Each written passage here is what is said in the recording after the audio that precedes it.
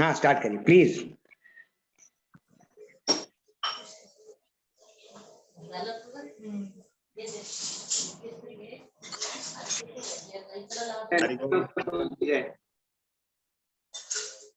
हरे हरे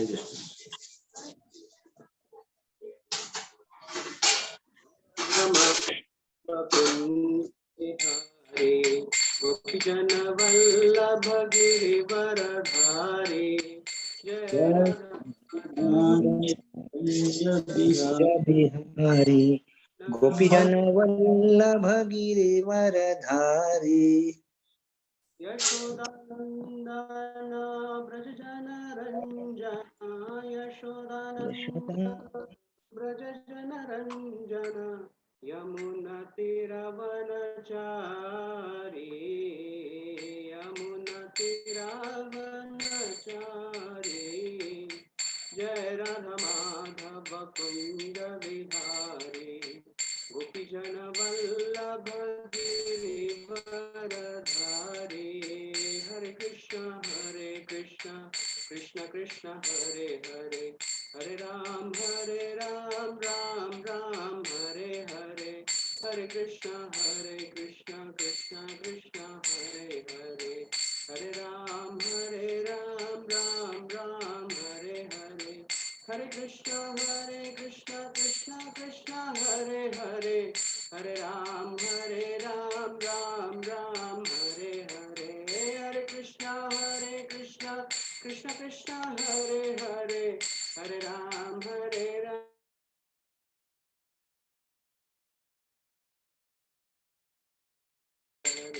हरे राम हरे राम राम हरे हरे हरे कृष्ण कृष्ण कृष्ण हरे हरे हरे राम राम हरे हरे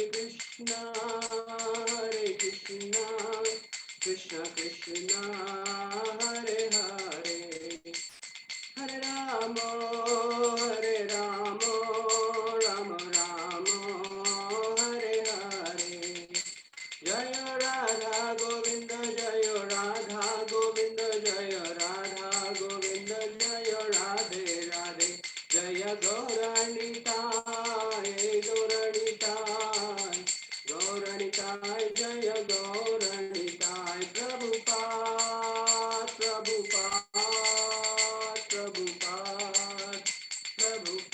निताय गौर हरि बोल हरि बोल हरि बोल हरि बोल।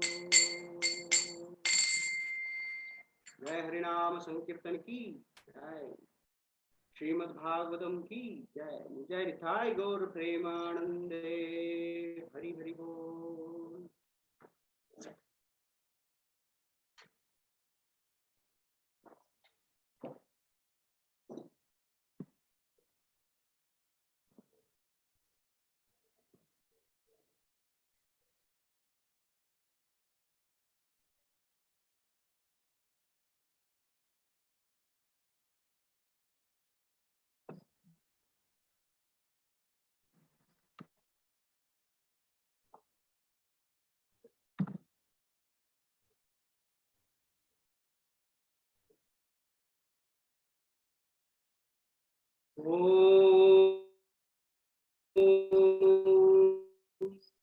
नमो भगवते वासुदेवाय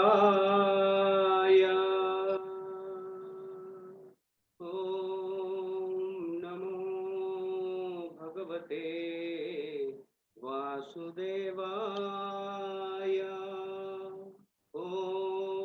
नमो भगवते वासुदेवाय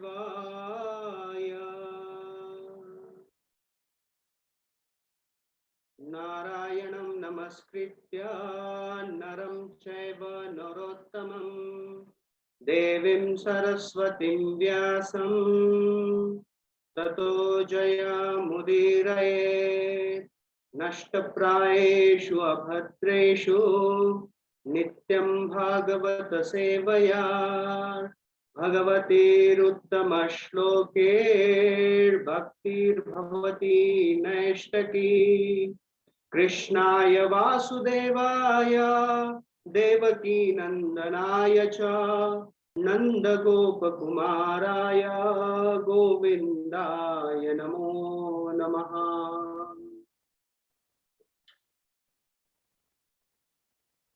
हरे कृष्णा। तो आज हम श्रीमद् भागवतम स्कंद क्रमांक 2 स्कंद क्रमांक 1 अध्याय क्रमांक 2 श्लोक क्रमांक 15 से चर्चा करेंगे। श्लोक इस प्रकार से है।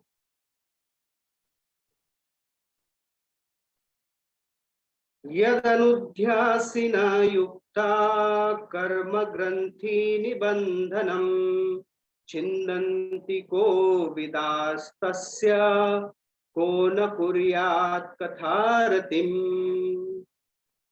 यद अनुध्यासिना युक्ता कर्म ग्रंथि निबंधनम छिन्दन्ति को विदास्तस्य को न कुर्यात् कथारतिम्। यद अनुध्यासिना युक्ता कर्म ग्रंथि निबंधनम छिन्दन्ति कोविदस्तस्य को न कुर्यात् कथारतिम्। अनुवाद एवं तात्पर्य श्रील अभयचरणारविंद भक्तिवेदांत स्वामी श्रील प्रभुपाद जी के द्वारा। अनुवाद। हाथ में तलवार लिए बुद्धिमान मनुष्य भगवान का स्मरण करते हुए कर्म की बंधी हुई ग्रंथि को काट देते हैं। अतएव ऐसा कौन होगा जो उनके संदेश की ओर ध्यान नहीं देगा। तात्पर्य। भौतिक तत्वों के संपर्क में आने से आध्यात्मिक स्फुरलिंग एक ग्रंथि उत्पन्न कर देता है। अतः जो कर्म के घात प्रतिघात से मुक्त होने का इच्छुक होता है उसे इस ग्रंथि को काटना होता है। मुक्ति का अर्थ है कर्म के चक्र से छूटना। जो व्यक्ति निरंतर भगवान की दिव्य लीलाओं का स्मरण करता है उसे स्वतः यह मुक्ति मिल जाती है। इसका कारण यह है कि परम भगवान की सारी लीलाएं भौतिक शक्ति के गुणों से परे होते हैं। ये सारी दिव्य लीलाएं परम सर्वाकर्षक होती हैं और इस प्रकार भगवान के आध्यात्मिक कार्य का सतत सानिध्य बद्ध जीव को क्रमशः आध्यात्मिक बना देता है तथा सानिध्य से बद्ध जीव क्रमशः आध्यात्मिक बना देता है तथा अंततः उसकी भौतिक बंधन की ग्रंथि विच्छिन्न हो जाती है। अतएव भवबंधन से मुक्ति मिलना भक्ति का गौण फल है। केवल आध्यात्मिक ज्ञान की प्राप्ति से ही मुक्ति निश्चित नहीं होती। ऐसे ज्ञान से ऊपर भक्ति का लेप चढ़ना जरूरी है जिससे अंततः भक्ति की ही प्रधानता बनी रहती है। तभी मुक्ति संभव होती है। यहाँ तक कि सकाम कर्मियों के कर्म भी यदि वे भक्ति से लेपित हो तो उन्हें मुक्ति की ओर ले जा सकते हैं। भक्ति लेपित कर्म को कर्मयोग कहा जाता है। इसी प्रकार भक्ति से लेपित अनुभव गम्य ज्ञान योग कहलाता है। किंतु शुद्ध भक्ति योग ऐसे कर्म तथा ज्ञान से स्वतंत्र है क्योंकि यह अकेले न केवल बद्ध जीवन से मुक्ति दिलाता है अपितु भगवान की प्रेमा भक्ति भी प्रदान करने वाला है। अतएव किसी भी ऐसे विवेकशील व्यक्ति को जो मध्यम स्तर के अल्पज्ञ व्यक्ति से ऊपर है उसे भगवान के बारे में श्रवण करके उनका गुणगान करके उनका ध्यान तथा पूजन करके निरंतर उनका स्मरण करना चाहिए। भक्ति की यही सम्यक विधि है। वृंदावन के गोस्वामी जिन्हें श्री चैतन्य महाप्रभु ने भक्ति उपासना पद्धति का उपदेश देने के लिए अधिकृत किया था इस नियम का दृढ़ता से पालन करते हैं और उन्होंने हमारे लाभ के लिए दिव्य विज्ञान का प्रभुत्व साहित्य तैयार किया है। उन्होंने विभिन्न वर्णों तथा आश्रमों के लिए श्रीमद् भागवतम तथा ऐसे ही अन्य प्रामाणिक शास्त्रों के आधार पर विविध मार्ग बनाए हैं। ओम अज्ञानतिमिरन्धस्य ज्ञानाञ्जनशलाकया चक्षुरुन्मिलितं येन तस्मै श्रीगुरवे नमः। श्री चैतन्य मनोभीष्टं स्थापितं येन भूतले स्वयं रूप कदा मह्यं ददाति स्वपदान्तिकं। वन्देऽहं श्रीगुरो श्रीयुतापदकमलं श्रीगुरुन् वैष्णवांश्च श्रीरूपं साग्रजातं सहगणा रघुनाथान्वितं त्वं सजीवं साद्वैतं सावधूतं परिजनसहितं कृष्ण चैतन्य देवं श्री राधा कृष्ण पादान् सहगण ललिता श्री विशाखान्वितांश्च नमो विष्णुपदाय कृष्ण पृष्ठाय भूतले श्रीमते भक्ति वेदांत स्वामी इति नामिने। नमस्ते सरस्वती देवे गौरवाणी प्रचारिणे निर्विशेष शून्यवादी पाश्चात्य देशतारिणे। वाञ्छाकल्पतरुभ्यश्च कृपा सिन्धुभ्यैव च पतितानां पावनेभ्यो वैष्णवेभ्यो नमो नमः। जय श्री कृष्ण चैतन्य प्रभु नित्यानंद श्री अद्वैत गदाधर शिवासादि गौर भक्त वृंद। हरे कृष्ण कृष्ण कृष्ण हरे हरे हरे राम राम राम हरे हरे।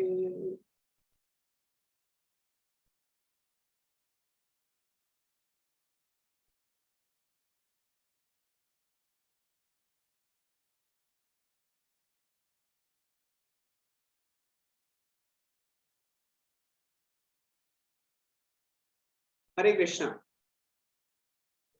तो हम सभी का स्वागत करते हैं आज के इस श्रीमद् भागवतम क्लास में। इस्कॉन मधुवन जो निरंतर प्रयासरत है कि इस कोरोना पैंडेमिक के कठिन परिस्थिति में भी श्रीमद् भागवतम ऑनलाइन स्वरूप में भक्तों का संग सभी को प्राप्त हो, ताकि एक ऊर्जा बनी रहे, ताकि एक प्रेरणा बनी रहे कि हम भगवान का आश्रय निरंतर ले और इस भगवान के आश्रय लेने के साथ साथ एक सकारात्मक ऊर्जा की भी प्राप्ति हो सके।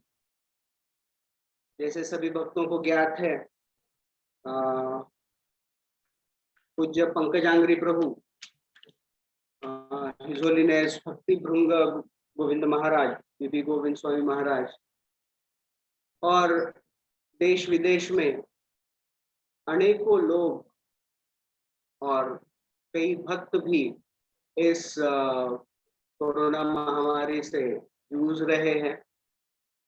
तो हम प्रार्थना करना चाहते हैं भगवान के चरणों के प्रति कि भगवान इन सभी को भगवान अपनी इच्छा के अनुसार स्वास्थ्य प्रदान करे और भक्तिमय सेवा करते हुए श्रील प्रभुपाद के आंदोलन में विस्तार का कार्य यह निरंतर बना रहे, ताकि हर जीव जो इस भौतिक जगत में है वह भगवान की कृपा भी प्राप्त कर सके और साथ ही साथ भगवान के प्रति संबंध स्थापित कर अंततोगत्वा भगवान की प्राप्ति कर सके।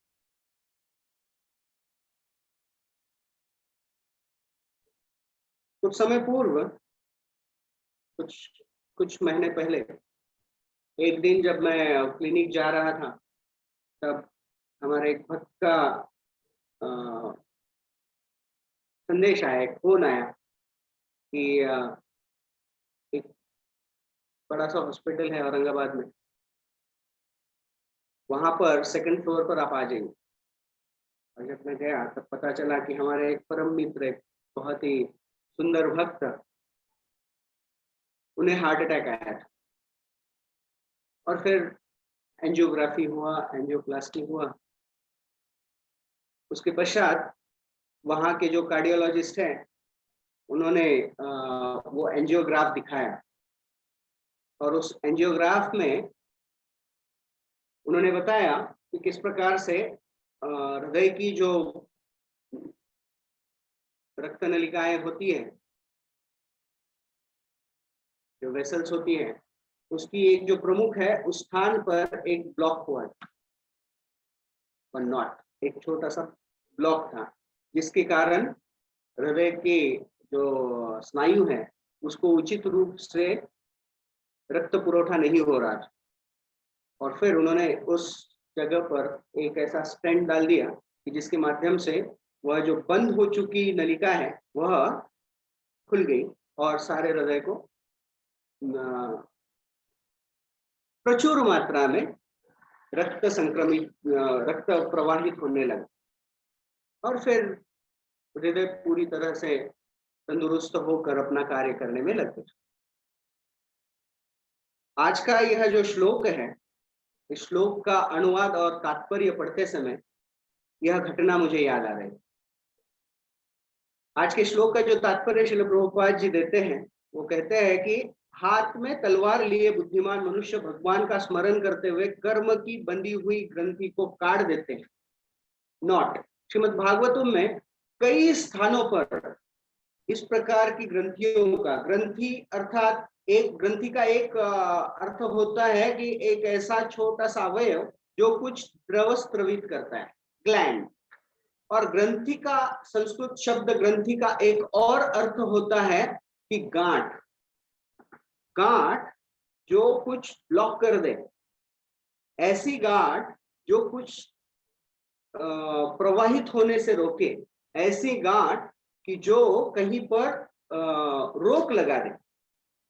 और श्रीमद् भागवतम के पन्नों पे, श्रीमद् भगवद गीता में और संपूर्ण वैदिक साहित्यों में इस प्रकार की अनेकों ग्रंथियों का वर्णन है, अनेकों गांठों का वर्णन है कि जिसको खंडित करना, जिसको काटना बहुत आवश्यक है। तो इन ग्रंथियों का जब वर्णन आता है तो वर्णन आता है इस प्रकार की गांठों को हमें काटना चाहिए। कैसे काटें, इसका भी प्रचुर मात्रा में वर्णन और उपदेश श्रीमद् भागवतम और समस्त वैदिक साहित्य में दिया गया है। यहाँ पर श्रील प्रभुपाद जी तात्पर्य में समझाते हैं कि भौतिक तत्वों के संपर्क में आने मात्र से आध्यात्मिक स्फुल्लिंग एक गांठ उत्पन्न कर देता है, एक ग्रंथि उत्पन्न कर देता है। जैसे वर्णन आता है, आत्मेंद्रिय प्रीतिवांछा तारा बोले काम, कृष्णेंद्रिय प्रीति इच्छा धरी प्रेमणा। कि जब जीव अपने आप के लिए, मैं, मेरा शरीर, मेरे शरीर से संबंधित सारी वस्तुएं, उनकी संतुष्टि के लिए निरंतर कार्य करते रहता है तो वह काम उत्पन्न करता है। आत्म इंद्रिय प्रीति वांछा तारा बोले काम। और जब कृष्ण की संतुष्टि के लिए कृष्णेंद्रिय प्रीति इच्छा धरे प्रेमना, वह प्रेम कहलाता है। तो वास्तविक रूप में मूलतः हम सभी आध्यात्मिक जगत के निवासी हैं। हम उस देश के वासी हैं जहां पर राधा और कृष्ण रहे, गोलोक वृंदावन। तो हम आध्यात्मिक जगत के मूल निवासी हैं और वहां से निरंतर भगवान श्री कृष्ण की और उनके सभी समस्त पार्षदों की सेवा करने में और आराधना करने में लगे हुए हैं। लेकिन जब किसी कारणवश इच्छा द्वेष समुत्थेन द्वंद्व मोहेन भारत, भगवान भगवत गीता में कहते हैं कि इच्छा और द्वेष का जब प्रादुर्भाव होता है और सब, फिर व्यक्ति सोचने लगता है सब कुछ कृष्ण को क्यों, मुझे क्यों नहीं। जब भोग बन रहा है इतना विशाल मात्रा में, तो वह भोग सर्वप्रथम कृष्ण को अर्पित किया जा रहा है। जब आराधना हो रही है, सब कृष्ण का गुणगान कर रहे हैं, कृष्ण का नाम ले रहे हैं, कृष्ण की कथा का वर्णन हो रहा है, कृष्ण कृष्ण कृष्ण, मैं क्यों नहीं।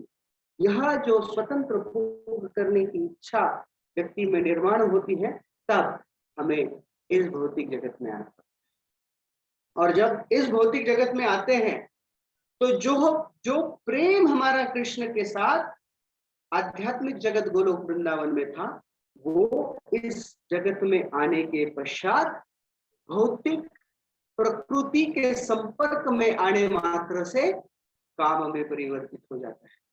तो श्रील प्रभुपाद जी कह रहे हैं कि भौतिक तत्वों के संपर्क में आने मात्र से आध्यात्मिक स्फुरलिंग एक ग्रंथि, एक गांठ, एक नॉट, एक टाइट गांठ बन जाती है, ग्रंथि बन जाती है, और वह इतनी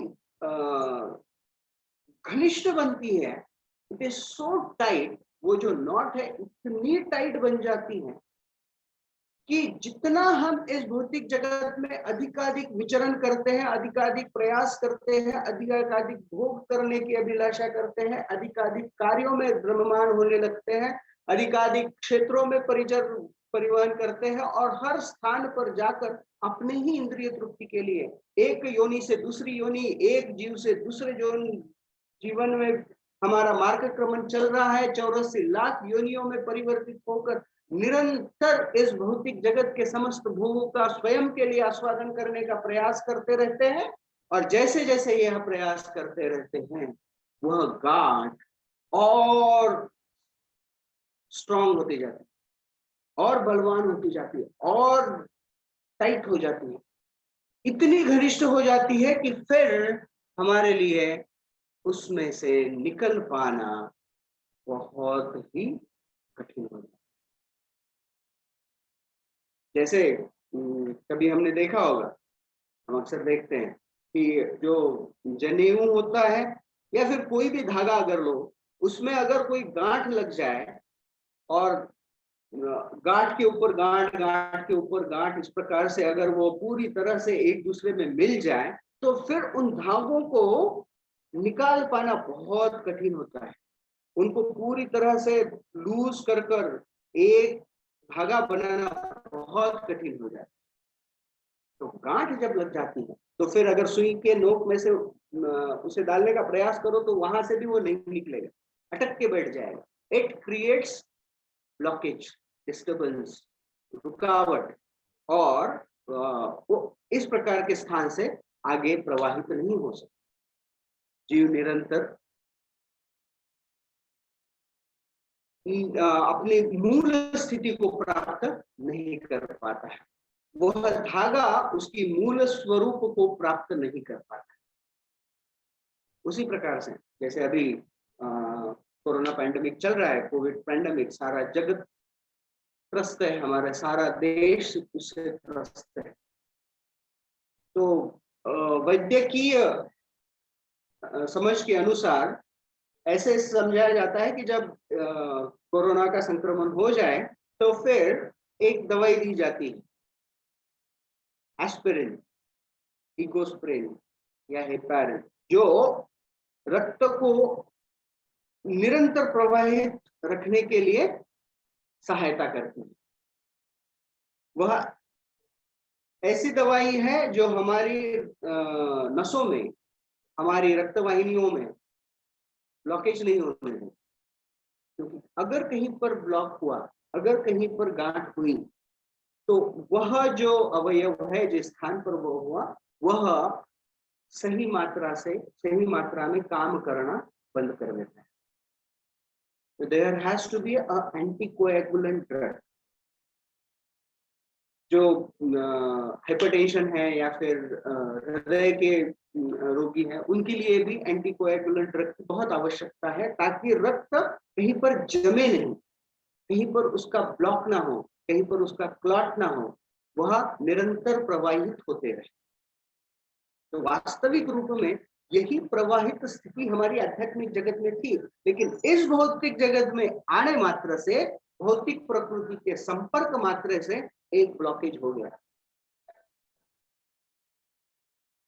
पूर्ण रूप से जैसे ही इस भौतिक जगत में आए, that one block has formed, एक गांठ बन गई, और वो गांठ इतनी शक्तिशाली है, इतनी शक्तिशाली है कि उस गांठ के होने मात्र से जो कृष्ण प्रेम आध्यात्मिक जगत से इस भौतिक जगत में प्रवाहित हो सकता है, हमारे हृदय की उस गांठ के कारण वह कृष्ण प्रेम हम तक पहुंचता ही नहीं है।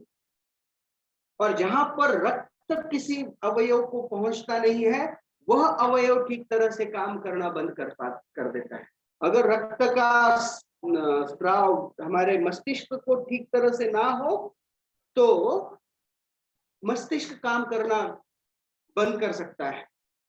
तो उसी प्रकार से वह कृष्ण प्रेम इस गांठ के कारण पूरी तरह से प्रवाहित होकर हमारे जीवन रूपी अवयवों को कृष्ण प्रेम की प्राप्ति ना होने के कारण हम कई सारी दुविधाओं में ग्रस्त हो जाते हैं, व्यस्त हो जाते हैं।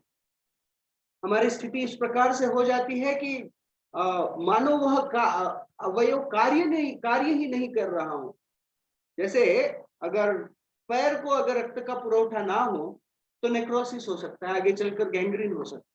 तो उसी प्रकार से कृष्ण प्रेम का प्रवाहित विस्तार हम तक ना पहुंचने के कारण, कृष्ण प्रेम का प्रवाह हम तक ना पहुंचने के कारण जीव इस भौतिक जगत में नाना तरह की यातनाओं को, नाना तरह के दुखों को सहन करते रहता है। कुछ समय पहले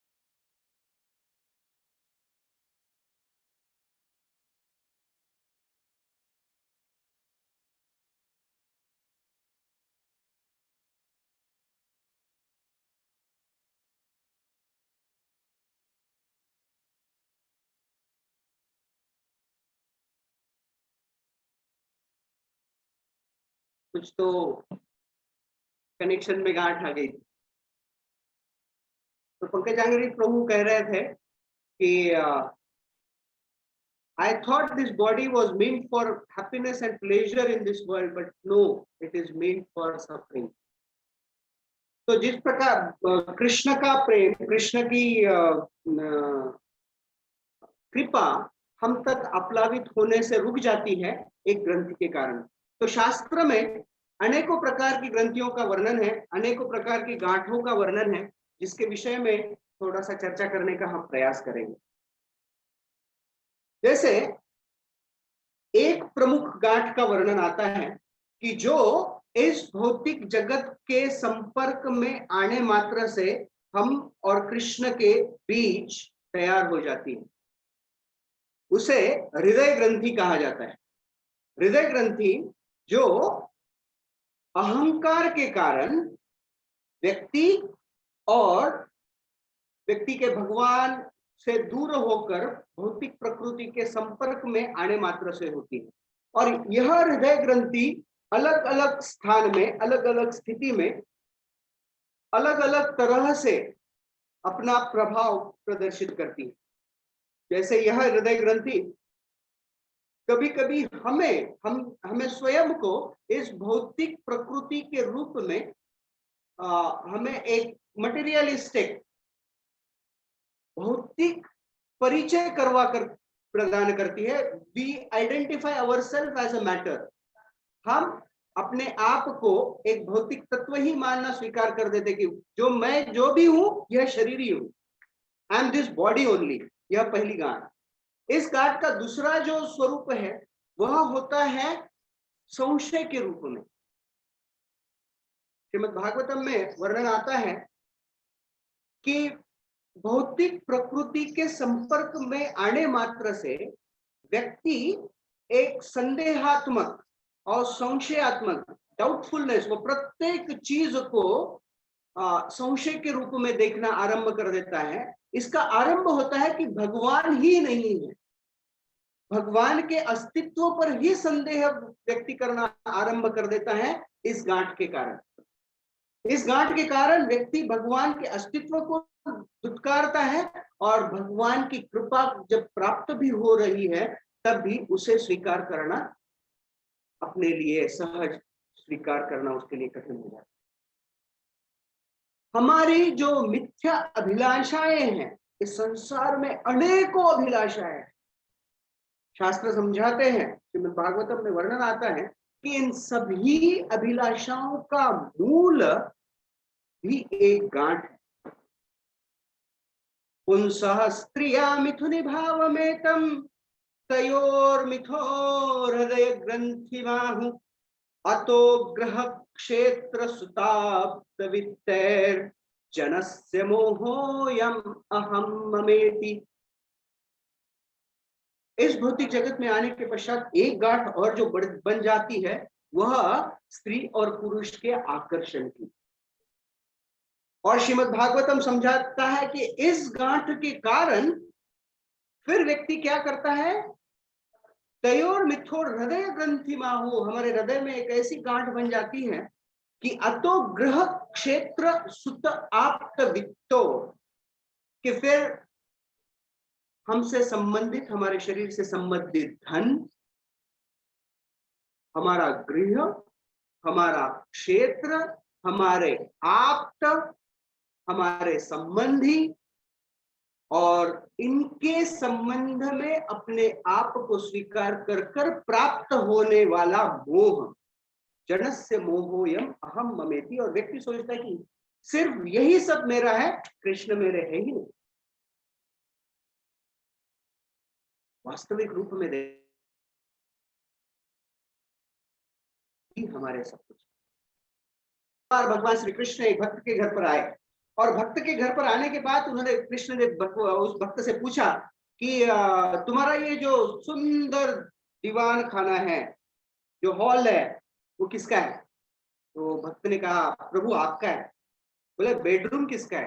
प्रभु आपका है। ये फ्रिज किसका है? हे कृष्ण, ये आपका ही है। इस घर में जो सोफा है वो किसका है? आपका है। जो सारा ऐश्वर्य किसका है? भक्त ने कहा आपका है। और फिर भगवान धीरे धीरे धीरे उनके उस कमरे में आ गए जिस कमरे में भगवान का सुंदर मंदिर और भगवान के विग्रह थे। तो कृष्ण ने फिर उस भक्त को पूछा कि ये मंदिर किसका है? तो भक्त ने कहा ये आपका ही है। और फिर कृष्ण ने पूछा, ये जो विग्रह है, ये विग्रह किसके हैं? तब भक्त ने कहा, सिर्फ ये मेरे हैं। इस सारे प्रसाद में केवल ये जो विग्रह है, ये जो मेरे आराध्य भगवान है, सिर्फ ये मेरे हैं, बाकी सब आपका है। ये जब ब्लॉकेज हट जाता है ना, जब ब्लॉकेज हट जाता है तो इस प्रकार की भावना का प्रदर्शन भक्त कर पाता है कि मेरे केवल कृष्ण है। What I have is only Krishna. Rest everything is Krishna's. Krishna मेरे हैं और बाकी सब कृष्ण है, राइट?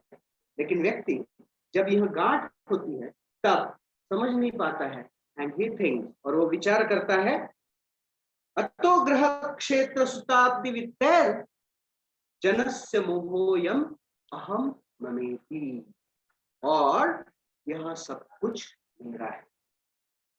तो यह जो गांठ है, यह जो हृदय ग्रंथि है, आने वाले कुछ श्लोकों में इसका विस्तार से वर्णन होता है श्रीमद् भागवतम में। श्रील प्रभुपाद जी भी जब बोस्टन जा रहे थे, अमेरिका जा रहे थे अपने पहले सफर में, तब जाते समय वह एक बहुत सुंदर गीत लिखते हैं, और उस गीत में श्रील प्रभुपाद जी बहुत सुंदर सुंदर श्रीमद् भागवतम के श्लोकों का वर्णन करते हैं। उसमें एक श्लोक यह भी है, श्रील प्रभुपाद जी भागवतम के श्लोक को लिखते हैं, भिद्यन्ते हृदय ग्रंथि छिन्दन्ते सर्व संशयः क्षीयन्ते चास्य कर्माणि त्वष्टैवात्मनीश्वरे। इस प्रकार मनुष्य आत्मा को स्वामी के रूप में देखता है तो सकाम कर्मों की श्रृंखला समाप्त हो जाती है। भिद्यते हृदय ग्रंथि, इस हृदय की जो गांठ है, जो ग्रंथि है, वो पूरी तरह से टूट जाती है। और जब यह गांठ टूट जाती है, छिंदन्ते सर्व संशय, समस्त संशय दूर हो जाते हैं। अभी भी हमको डाउट आता है कभी कभी, भगवान है क्या सच में? अगर है तो मेरे साथ ऐसा क्यों कर रहे हैं? किंतु, है ना, आचार्य समझाते हैं कि यह सारा भौतिक जगत है ना, यह सारा भौतिक जगत को अगर एक शब्द में इसकी व्याख्या करने का प्रयास किया जाए तो क्या व्याख्या हो सकती है पता है? एक वाक्य नहीं, केवल एक शब्द, only one word which can define this material world. आचार्य समझाते हैं दैट इज बट। वह शब्द है किंतु।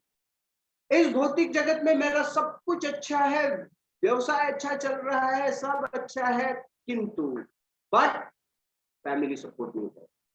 फैमिली बहुत अच्छी है, बच्चे बहुत अच्छे हैं, सब अच्छे हैं, बट धंधा अच्छे से नहीं हो रहा है, बिजनेस अच्छे से नहीं हो रहा है। सब अच्छा है बट, ये सब है बट, दिस मटेरियल वर्ल्ड, यह भौतिक जगत इस बट पर टिका हुआ है। किंतु जब यह हृदय ग्रंथि खुल जाती है ना, विद्यन्ते हृदय ग्रंथि छिन्नन्ते सर्व संशय, सारे संदेह दूर हो जाएंगे। और जब अगर हमारे मन में कोई संदेह है, कोई डाउट है, कोई संशय है किसी भी चीज के प्रति, और अंततोगत्वा भगवान श्री कृष्ण के प्रति, समझना चाहिए नॉट, गांठ बहुत टाइट है, वह गांठ अभी तक छूटी नहीं, इट इज कंप्लीटली टाइटन्ड, और जो हमारे हृदय को कृष्ण प्रेम प्राप्त करने से रोक देती है। तो यह जो गांठ है, इसे तोड़ने के लिए, जिसे श्रीमद् भागवतम कहता है हृदय ग्रंथि भेदनम, हमारी हृदय के ग्रंथि को भेदना बहुत आवश्यक है। और यह भेदना कब संभव होगा? श्रीमद् भागवतम कहता है आत्मदर्शनम के द्वारा। जब हम हमारे वास्तविक स्वरूप को समझने का प्रयास करें, जब हम समझे कि we are not this body, we are soul, हम शरीर नहीं आत्मा है, हमारा मूल स्वरूप आत्मा है, और आत्मा का एक नित्य कर्तव्य है जीवेर स्वरूप को कृष्णेर नित्यदास। जब हम इस बात को समझते हैं कि हमारा जो मूल स्वरूप है वह कृष्ण का दास होना, कृष्ण की सेवा करना, कृष्ण के संबंधित जो जो वस्तुएं हैं उन समस्त वस्तुओं की सेवा करना, इस बात को जब हम स्वीकार करते हैं तब हम आत्मदर्शन कर पाते हैं, हमारे वास्तविक स्थिति को समझ सकते हैं। हमारा वास्तविक स्थिति इस प्रकार से बंधन में रहना है ही नहीं, जीवात्मा मुक्त है, सच्चिदानंद है, संपूर्ण ज्ञान, संपूर्ण आनंद और पूर्ण रूप से शाश्वत यह आत्मा है। लेकिन क्योंकि भौतिक जगत के संपर्क में, भौतिक प्रकृति के संपर्क में आने के कारण जो गांठ बनी हुई है उससे हम अपने आप को बंदिस्त समझ रहे हैं, अपने आप को जकड़ा हुआ मानते हैं और जकड़ कर ही रह रहे हैं। राधा गोपीनाथ प्रभु जब 2001-2003 में जब औरंगाबाद शहर में आए थे, तब जन्माष्टमी का जो समारोह था वह 15 अगस्त के आसपास आया था। तब उन्होंने बहुत सुंदर एक लेक्चर दिया था। जन्माष्टमी का हमारा जो लेक्चर था, तो राधा गोपीनाथ प्रभु का वह लेक्चर था कि सही स्वतंत्रता की ओर, टुवर्ड्स ट्रू फ्रीडम। और सही स्वतंत्रता वह है, राधा गोपीनाथ प्रभु ने उस लेक्चर में एक बार समझाया था कि सही स्वतंत्रता वह है कि हम हमारे भीतर की जो हृदय ग्रंथि है उसे तोड़कर कृष्ण की कृपा को स्वीकार करें, कृष्ण को हमारे हृदय में आकर्षित कर कृष्ण का स्थान हमारे हृदय में निर्माण कर कृष्ण को हृदय में विराजित करें, तब जाकर हम सही स्वतंत्रता का अनुभव कर सकते हैं। अब यह जो ग्रंथि है, अभी ये तो पता चला कि यह ग्रंथि जब हृदय में रहती है, यह ग्रंथि जब, यह गांठ जब इस प्रकार से स्थित है, तो हमारे लिए बहुत कठिन है कि हम किसी और प्रकार के स्वतंत्रता का किसी और कार्य को करने में सक्षम नहीं होते, तब करेगा। तो इस ग्रंथि को भेदन करने के लिए, हृदय ग्रंथि भेदनम के लिए क्या आवश्यक? यह जो ग्रंथि है, यह ग्रंथि हमें पूर्ण रूप से इस प्रकार से जकड़ कर रखी हुई है। तो इस ग्रंथि को हम कैसे भेदे? इस ग्रंथि को हम किस प्रकार से तोड़ सके?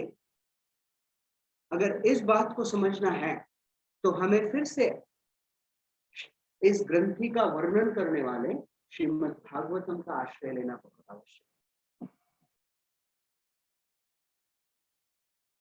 तृतीय स्कंद में वर्णन आता है कि जब देवभूति को कर्दम मुनि ज्ञान प्रदान करते हैं, कपिल देव जी उनके पुत्र के रूप में आने वाले हैं, तब वर्णन आता है कि समस्त संशय तथा अज्ञान की गांठ को नष्ट करने वाले केवल भगवान श्री कृष्ण, केवल भगवान श्री कृष्ण ही है जो हमें पूर्ण ज्ञान प्रदान कर सकते हैं और साथ ही साथ इन ग्रंथियों का भेदन कर कर हमें पूर्ण रूप से पुनः कृष्ण के साथ संपर्क स्थापित करने में सहायता प्रदान कर। वर्णन आता है, ज्ञान निश्रेयसार्थाय पुरुषस्य आत्मदर्शनम यदा वर्णये तत्ते हृदय ग्रंथि भेदनम। आत्म साक्षात्कार की चरम सिद्धि ज्ञान है। आत्म साक्षात्कार की चरम सिद्धि ज्ञान है और यह ज्ञान भगवान हमें बताते हैं कि जो पूर्ण रूप से समस्त हृदय ग्रंथियों को काट देता है, वह ज्ञान श्रील प्रभुपाद जी आज के इस श्लोक के तात्पर्य में लिखते हैं कि द नॉलेज, प्रभुपाद जी लिखते हैं, the empirical knowledge which is coated with devotional service. ज्ञान सर्वश्रेष्ठ है और केवल ज्ञान प्राप्त होना ज्ञान योग नहीं कहलाता है। श्रील प्रभुपाद जी कहते हैं वह ज्ञान जो भक्ति में सेवा से लिप्त हो, भक्ति सेवा के द्वारा आच्छादित ज्ञान ही ज्ञान योग कहलाता है। और वह कार्य, वह कर्म जो भक्ति में सेवा से लिप्त हो, वह कर्म योग कहलाता है। जैसे कभी कभी हम देखते हैं कि कई लोग अधिक से अधिक परिश्रम करने में लगे हुए हैं। जैसे आजकल सारे विश्व में सारे डॉक्टर्स कार्य करने में लगे हुए हैं, पेशेंट्स को बचाने में लगे हुए हैं। लेकिन इसके साथ साथ कुछ डॉक्टर्स हैं, कुछ हॉस्पिटल्स हैं, जैसे मुंबई में हमारा भक्ति वेदांत हॉस्पिटल है, औरंगाबाद में निमाई हॉस्पिटल, जो इस अथक परिश्रम में तो लगे हुए हैं, लेकिन जिसका केंद्र भगवान श्रील प्रभुपाद जी और भक्तों की संतुष्टि के लिए करने का प्रयास करते हैं। तो इस प्रकार से जब कार्य कर्म भक्ति के द्वारा आच्छादित हो जाता है, श्रील प्रभुपाद जी कहते हैं कि उसे कर्मयोग कहा जाता है। भक्ति के द्वारा लेपित का कर्म कर्मयोग है और भक्ति के द्वारा लेपित ज्ञान ज्ञान योग है। यह दो बहुत सुंदर व्याख्याएं श्रील प्रभुपाद जी आज के इस श्लोक के तात्पर्य में हमें प्रदान करते हैं। तो इस प्रकार से ज्ञान जो भगवान के द्वारा उनके ही प्रामाणिक प्रतिनिधियों के माध्यम से परंपरागत रूप से हमें प्राप्त हो रहा है, वह ज्ञान हमें पूर्ण रूप से भगवत भक्ति की ओर आकर्षित करेगा, हमें इस ग्रंथि का भेदन करने के लिए सहायता प्रदान करेगा। ठीक है, तो इस ज्ञान के माध्यम से यह ग्रंथि भेदन हो सकता है। तो फिर उसकी प्रक्रिया क्या है, किस प्रकार से इस ग्रंथि का भेदन, मतलब वो एंजियोग्राफी और एंजियोप्लास्टी है क्या? एक तो ज्ञान प्राप्त हो गया, कि इस ज्ञान को जो भगवान कृष्ण के द्वारा हमें प्राप्त हुआ है, उस ज्ञान को प्राप्त करने के पश्चात इस गांठ को हम तोड़ सकते हैं। तो फिर उसकी प्रक्रिया क्या है? नॉलेज तो प्राप्त हुआ, ज्ञान तो है, लेकिन एक्ट किस प्रकार से करें, वो शास्त्र कहता है थोड़ा दुष्कर है। यत्पाद पंकज पलाश विलास भक्त्या कर्माशयम ग्रथितमुद प्रथयन्ति सन्तः तदन्तं रिक्ततमयो यतयो विरुद्ध स्रोतो गणा स्मरणम च वासुदेव। वर्णन आता है कि जो भगवान के भक्त भगवान के चरण कमलों के अंगुष्ठों की सेवा करने में रत रहते हैं, भगवान के चरण कमलों की सेवा करने के लिए निरंतर लालायित रहते हैं, वह इस भौतिक कर्म बंधन की हृदय ग्रंथि का भेदन करने में सफल हो पाते हैं। वो सरलता से इसे लांघ कर इस हृदय ग्रंथि का भेदन कर सकते। एक्चुअली देखा जाए तो ऐसा कर पाना बहुत ही दुष्कर है, लेकिन भगवान जो वसुदेव के पुत्र है, उनकी सेवा करने मात्र से यह हृदय की ग्रंथि की गांठ खुलना आरंभ होता है। तो भगवान श्री कृष्ण के चरण कमलों की सेवा करना बहुत आवश्यक है। और भगवान श्री कृष्ण के चरण कमलों की सेवा कैसे करें? भगवान के विग्रहों की आराधना हम करें। जो जो भगवान के संपर्क में है, उन समस्त चीजों को अपने जीवन में स्वीकार कर उनकी आराधना करना बहुत आवश्यक है। तो भगवान के चरण कमलों की, भगवान के विग्रहों की सेवा कर हम इस हृदय ग्रंथि से थोड़ा सा छूटने का प्रयास कर सकते हैं। भगवान के भक्त जो भगवान को अति प्रिय हैं, उन भक्तों के संपर्क में रहकर, उन भक्तों के संपर्क में भक्ति में सिद्धांतों को समझने का प्रयास कर वैष्णव की सेवा कर हम इस हृदय ग्रंथि को भेदन करने में सफल पाएंगे। भगवान श्री कृष्ण जो इस श्रीमद् भागवतम के रूप में अवतरित है, इस श्रीमद् भागवतम का आश्रय ग्रहण कर हम इस हृदय की ग्रंथि को तोड़ने का प्रयास करने में सफल हो पाते। जो भगवान के संपर्क में है, उनके संपर्क में अपने आप को रखें, कृष्ण भावना भावित बनने का प्रयास कर हम इस हृदय की ग्रंथि को तोड़ने में समर्थ पाएंगे। यह आशु हृदय ग्रंथि निजी ही ऋषु परात्मनः विधिनो उपरे देवम तंत्रोत्तेन च केशवम। यह जो हृदय ग्रंथि है ना, इसे तोड़ने के लिए यह आशु हृदय ग्रंथि ही, इस हृदय ग्रंथि को तोड़ने के लिए हमें आवश्यक है ग्रंथ तंत्र के माध्यम से की गई प्रक्रिया।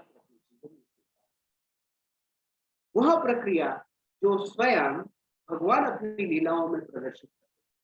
तो यह जो हृदय ग्रंथि हमें भगवान से मिलने के लिए एक बाधा बनी हुई है, अब हम ऐसी दो और गांठों के बारे में समझने का प्रयास करेंगे कि जो गांठ हमें भौतिक बंधन से छुटकारा दिला। तो यह हृदय ग्रंथि हमें तोड़ना है और दूसरी एक गांठ बांधनी। वो क्या है? वह गांठ जो स्वयं भगवान श्री कृष्ण को कमर से बांधकर यशोदा मैया हमारे सामने प्रदर्शित। कितना अजीब है ना, जब भगवान श्री कृष्ण ने त्रिविक्रम रूप धारण कर लिया, वामन देव के रूप में जब आए और बलि महाराज के सामने उन्होंने 3 पग जमीन मांगा, पहले 2 कदमों में उन्होंने सारे 14 भुवन लांघ दिए, और फिर तीसरा कदम कहाँ रखे? बलि महाराज ने अपना सर उन्हें प्रदान किया। तो ये भगवान श्री कृष्ण इतने विशाल त्रिविक्रम स्वरूप में है, जिनका एक चरण पृथ्वी पर और एक चरण 14 भुवनों को लांघ कर अंतरिक्ष में पहुंचा हुआ है। ये भगवान श्री कृष्ण जो वराह देव के रूप में आते हैं, तो अपनी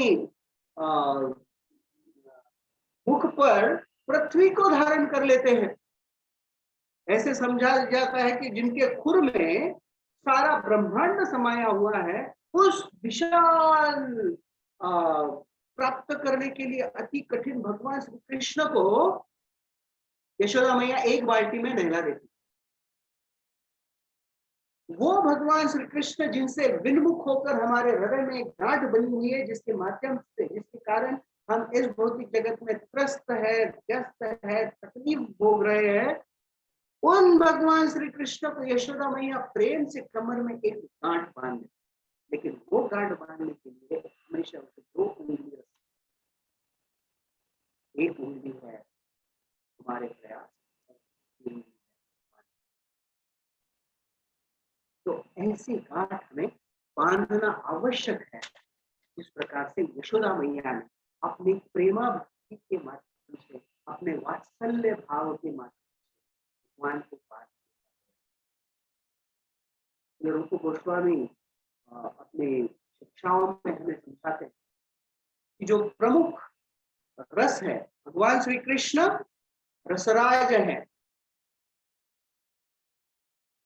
भगवान श्री कृष्ण समस्त रसों के स्रोत, वह सारे संसार में हम जितने रसों का अनुभव कर सकते हैं, जैसे शांत रस है, दास्य रस है, साक्ष्य रस है, वात्सल्य रस है, माधुर्य रस, यह प्रमुख 5 रस, और फिर बाकी 7 गौण रस। उसमें रौद्र रस आता है, विभत्स रस आता है, हास्य रस आता है। तो सारे रसों के स्रोत, सागर भगवान श्री कृष्ण। इसलिए श्रील प्रभुपाद जी का एक ग्रंथ है, रस सागर, रसराज कृष्ण। सारे रसों के सागर भगवान श्री कृष्ण। तो रूप गोस्वामी समझाते हैं कि प्रमुख 5 स्तरों पर कोई भक्त शांत रस में रहकर, जैसे गौए हैं, गोवर्धन है, एक शांत रस में रहकर भगवान की आराधना। कुछ भक्त है जो दास्य रस में, हनुमान जी सप्ताह में जिनका जन्मदिन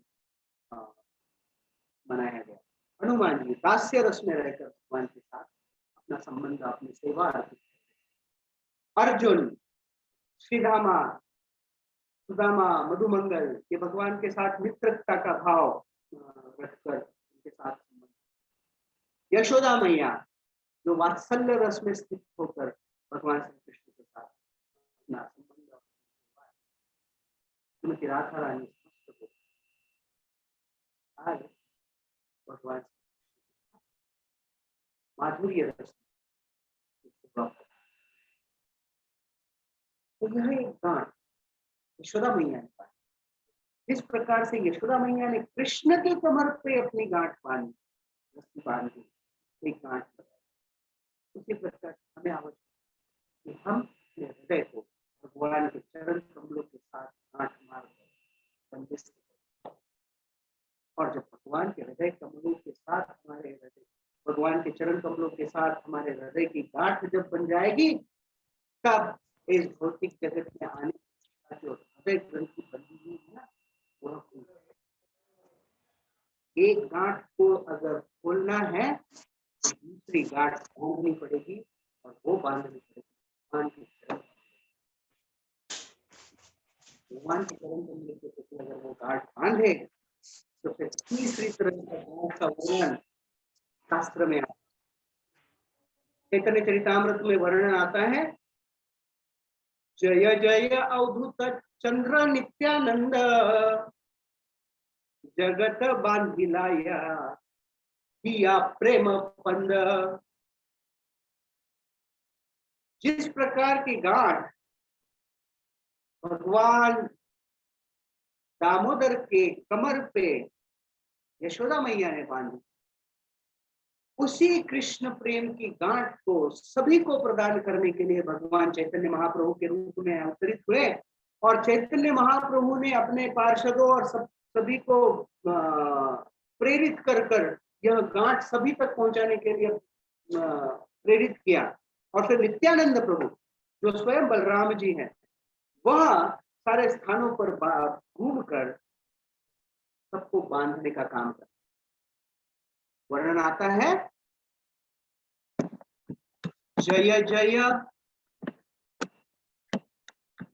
जय जय अवधूत चंद्र नित्यानंद, जगत बांधिला ये हाथ, दिया प्रेम फंद। कृष्ण प्रेम का फंदा दिया है, एक फंदा नित्यानंद प्रभु ने हमको दिया है, जिसका गांठ हमें टाइट बांधना पड़ेगा भगवान श्री कृष्ण के चरण पर। तो इस प्रकार से हम अपने आप को भगवान के साथ संलग्न करेंगे तो निश्चित रूप से हृदय ग्रंथि भेदना। सो जो प्रक्रिया चैतन्य महाप्रभु ने, नित्यानंद प्रभु ने और अंततः श्रील प्रभुपाद जी ने हम तक पहुंचाई है ना, तो वास्तविक यह जो प्रक्रिया है कृष्ण भावना भावित कृष्ण भावना भावित आंदोलन में संलग्न होकर भगवान कृष्ण के प्रति हमारा प्रेम पुनः स्थापित करने की यह प्रक्रिया एक्चुअली वह स्टेंट डालने की प्रक्रिया। हृदय की रक्तवाहिनियों में, वेसल्स में जब तू गांठ बन जाती है तो कार्डियोलॉजिस्ट उसमें स्टेंट डाल देते। ब्लॉक हुआ, फिर एक्सटेंड डाला और वो खुला कर दिया।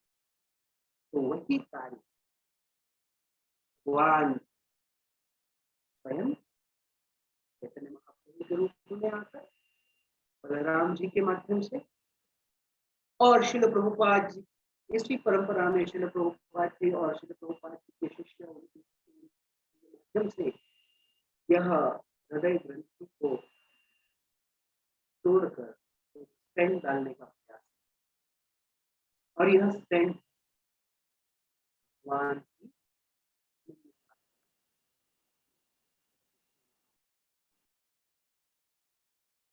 इस कलयुग के लिए स्टेंट है हरे कृष्ण, जिसके माध्यम से ये जो ब्लॉकेज है हम और कृष्ण के बीच, मेरे और कृष्ण के बीच में जो ब्लॉक हुआ है उसे खोलने का कार्य करता है मेरा कृष्ण।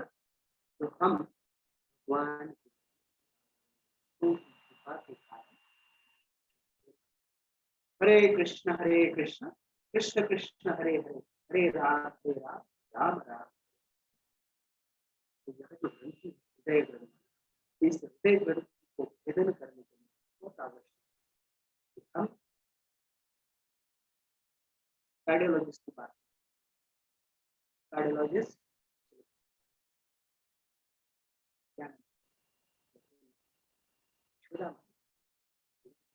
इस प्रकार इस प्रकार से अगर भगवान श्री कृष्ण के चरण को हम लोग आश्रय लेते हैं तो निश्चित रूप से हम भगवान श्री कृष्ण के प्रति अपना खोया हुआ प्रेम पुनः प्राप्त करते हैं। आवश्यक है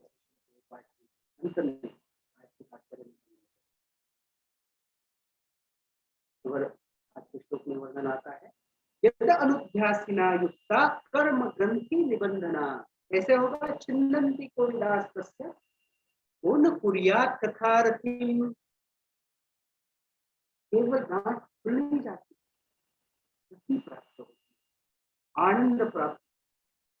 और श्रील प्रभुपाद जी इस रति का अनुवाद, इस रति का अनुवाद इस श्लोक में कर रहे हैं अटेंशन, ध्यान दे।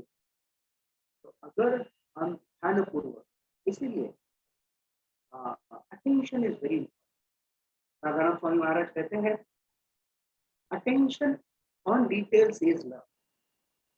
छोटी छोटी चीजों पर ध्यान देना यह प्रेम है। तो ध्यान पूर्वक प्रतिदिन यह स्टेंटिंग का काम है। कार्डियोलॉजिस्ट हृदय के ब्लॉकेज को निकालने के लिए जो प्रोसीजर करते हैं, बड़ा ही सतर्क सी भी अगर चूक हो जाए, थोड़ी सी भी गलती हो जाए, तो वहां पर जो उचित परिणाम चाहिए वो उचित परिणाम प्राप्त होगा। इसीलिए हमें आवश्यक है जितना एक गांठ से बाधित हृदय में प्रेम चाटने के लिए सतर्क होना आवश्यक है, जितना जितना अटेंटिव होना आवश्यक है, उतना अगर उससे भी ज्यादा अटेंटिव रहना आवश्यक है जब हम इस हृदय ग्रंथि के भेदन के लिए हरिनाम का आश्रय लेते हैं, हरिकथा का आश्रय लेते हैं। इसीलिए हरे कृष्ण महामंत्र के नाम स्मरण में, नाम के प्रति होने वाले अपराधों में अंत में कहा जाता है कि to be inattentive when chanting is also an act. ध्यान पूर्वक जप न करना यह भी एक अपराध है। और हमारे सुदामा कहते हैं कि ध्यान पूर्वक जप न करना यह भी नहीं, यह ही एक अपराध है, क्योंकि अगर ध्यान पूर्वक जप करेंगे तो हम अन्य अपराधों से श्रील प्रभुपाद जी यहाँ पर रतिम शब्द का अनुवाद कर रहे हैं अटेंशन, ध्यान देकर।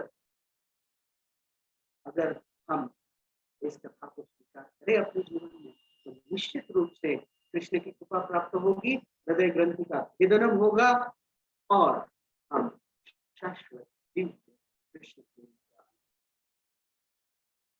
तो इस समय तो सारे विश्व में विपदाजनक परिस्थिति है, सभी कोई किसी न किसी प्रकार के दुखों से ग्रस्त है और संकट की घड़ी। तो इस दिन हमारे स्वस्थ रहने के लिए,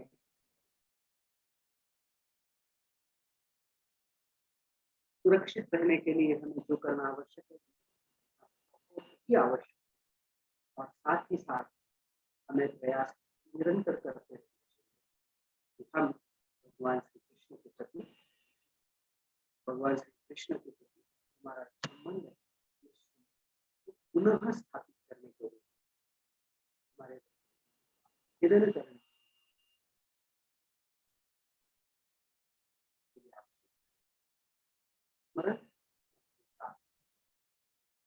संग ऑनलाइन स्वरूप में भक्तों के संग के लिए जाकर चले जाने की आवश्यकता नहीं। इस स्थिति में हम इस प्रकार की कथाएं चल रही है, उसके माध्यम से हम भक्तों का संग प्राप्त कर सकते हैं और साथ ही साथ हम हमारे जीवन को सफल बना सकते हैं पूर्ण रूप से। तो संक्षेप में आज के इस श्लोक में श्रीमद्भागवतम के प्रथम अध्याय, प्रथम स्कंद के द्वितीय अध्याय के 15वें श्लोक में यदा अनुध्यासिना युक्ता कर्म ग्रंथि निबंधनम चिन्नन्ति कोविदास्तस्य को न कुर्यात् तथा।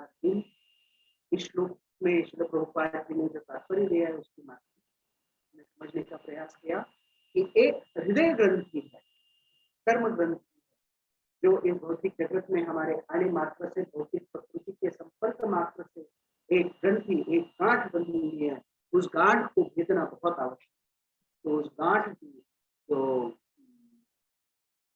गंभीरता है उसे समझने का हम प्रयास किए, और उससे अगर हमें छूटना है तो परिणाम का आश्रय और श्रीमद्भागवतम ज्ञान का आश्रय लेना बहुत आवश्यक है।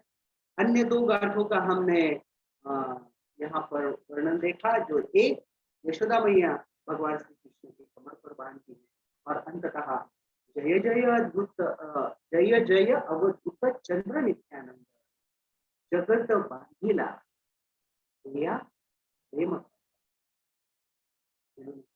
प्रेम का फंदा, कृष्ण प्रेम का फंदा क्या है कि आप भगवान श्री कृष्ण के प्रेम। तो धन्यवाद।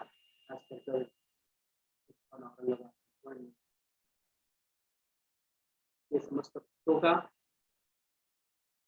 तो श्रील प्रभुपाद जी के प्रयासरत है जो निरंतर प्रयास है कि हम सभी को यह कृष्ण का कथा, कृष्ण कीर्तन, कृष्ण के भक्तों के संग के माध्यम से श्रीमद्भागवतम आदि कथाओं का लाभ प्राप्त हो। इससे निवेदन सभी बच्चों के लिए आप प्रार्थना करें जो कोविड से जूझ रहे हैं।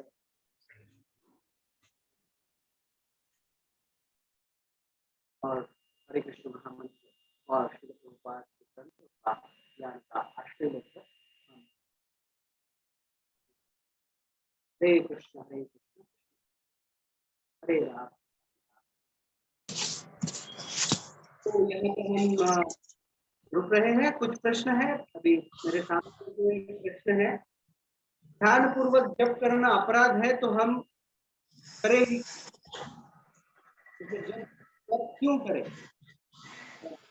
प्रश्न है, जप में ध्यान तो लगता है, तो अगर ध्यान पूर्वक जप न करना अगर अपराध है तो बेटर करे ही नहीं,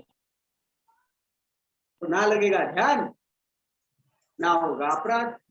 जब ही नहीं करेंगे तो फिर वो नाम का अपराध तो होगा ही नहीं। तो आचार्य समझाते हैं कि यह जो अपराध है नामा है, ये हमें हमारी भक्तिमय स्थिति में वृद्धि करने के लिए सहायता प्रदान करते हैं, है ना।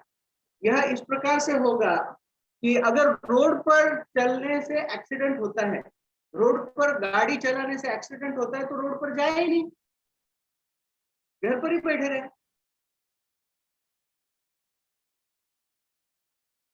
खाना खाने से, किसी प्रकार खाना खाने से फिर पेट में गड़बड़ हो सकती है तो खाए ही नहीं, भूखे ही रहे।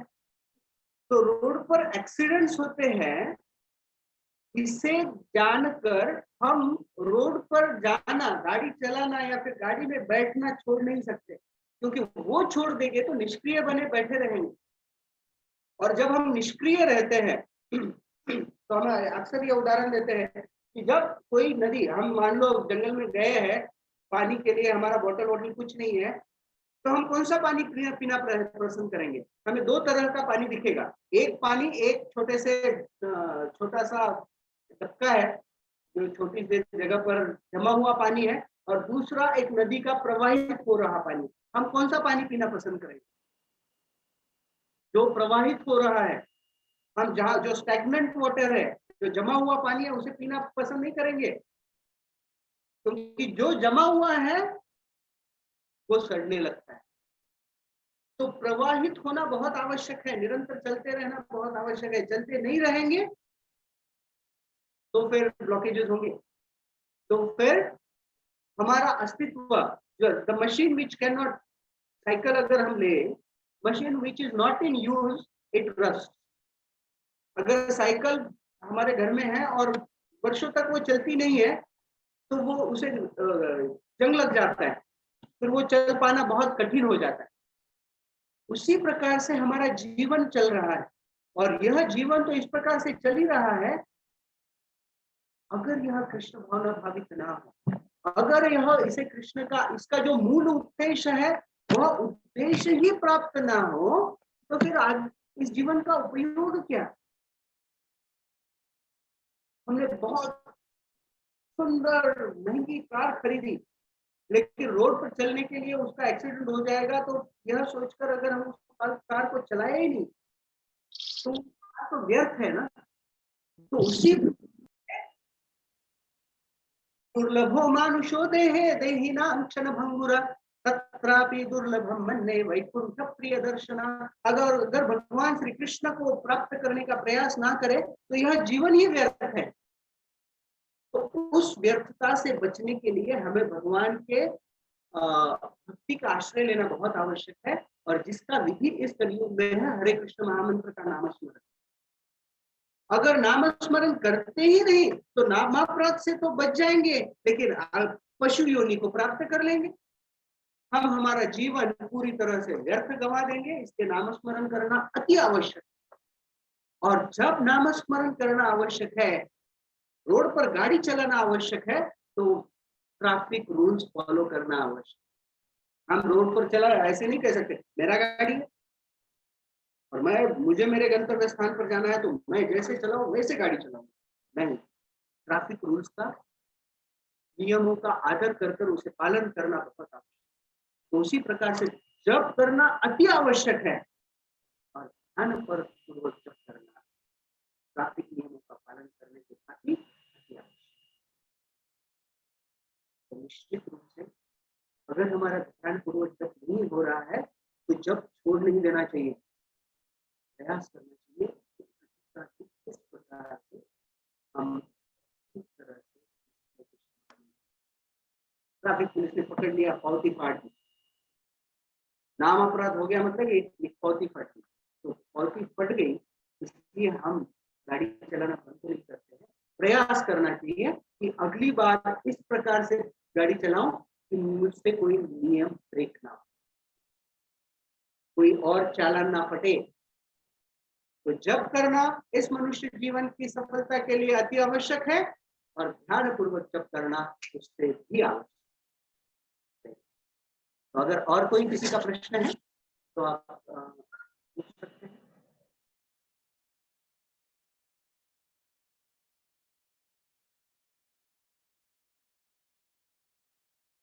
और कोई प्रश्न है तो धन्यवाद। हम सभी के प्रति अपनी कृतज्ञता प्रकट करते हैं, उससे प्रार्थना करते हैं कि श्री प्रभुपाद के इस आंदोलन को कृष्ण भावना और हरे कृष्ण। थैंक यू प्रभु जी। और हरे कृष्ण। एक प्रक्रिया में सबको सहायता हो। ये जो निरंतर कार्यक्रम चल रहे हैं मॉर्निंग भागवतम और इवनिंग तो आज शाम का संगीत का कार्यक्रम कन्हई ठाकुर द्वारा 1 बजे होगा और इस्कॉन औरंगाबाद इस्कॉन मधुबन की ओर से एक प्रयास किया जा रहा है कि बच्चों कृष्ण रुचि निर्माण हो और वो अपने जीवन में कई सारी चीजों को आत्मसात कर सके। उसके लिए का प्रतिवर्ष आयोजन किया जाता है, लेकिन इस कोविड की भयावह के कारण प्रत्यक्ष समर कैंप नहीं होता है, लेकिन आने वाली 5 तारीख से लेकर 9 तारीख तक और आयोजन किया गया है। तो इस कैंप में सभी बच्चों से निवेदन है कि अपने संपर्क में जितने भी बच्चे हैं उन सभी को करें। आने वाले 5 तारीख से लेकर 9 तारीख तक सुबह 10 बजे होने वाला है। तो इसमें जुड़ने के लिए आप संपर्क कर सकते हैं। माता जी और अन्य साथी माताएं हैं जो इसे करने का प्रयास कर रहे हैं। आप संपर्क अपने बच्चों को इस ऑनलाइन कैंप के द्वारा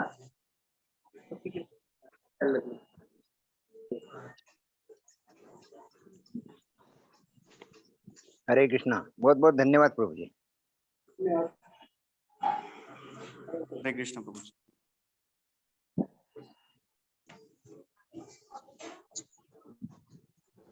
हरे कृष्ण प्रभु जी।